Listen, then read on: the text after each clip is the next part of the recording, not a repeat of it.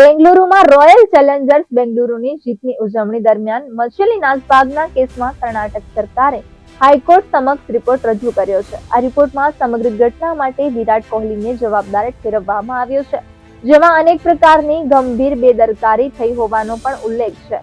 IPL 2025માં આરસીબીની જીતની ઉજવણી કરવા માટે બેંગલુરુ 4 જૂનના રોજ ભવ્ય સમારોહનું આયોજન કરવામાં આવ્યું હતું, જેમાં નાસભાગમાં જતા 11 લોકોના મોત નીપજ્યા હતા. આ દુર્ઘટનાના રિપોર્ટમાં કર્ણાટક સરકારે દર્શાવ્યું છે કે વિરાટ કોહલીએ વિડીયોમાં પોતાના ચાહકોને ફ્રીમાં વિક્ટરી પરેડમાં જોડાવા અપીલ કરી હતી, જેના લીધે ચિન્નાસ્વામી સ્ટેડિયમ બહાર મોટી સંખ્યામાં ભીડ ઉમટી પડી હતી. નાસભાગ માટે સેન્ટ્રલ એડમિનિસ્ટ્રેટિવ ટ્રિબ્યુનલે આરસીબીને જવાબદાર ઠેરવી હતી. આરસીબીએ પોલીસની મંજૂરી વિના જ સોશિયલ મીડિયા પર અચાનક વિક્ટરી પરેડની જાહેરાત કરી હતી, જેથી લાખોની સંખ્યામાં લોકો ઉમટી પડ્યા હતા.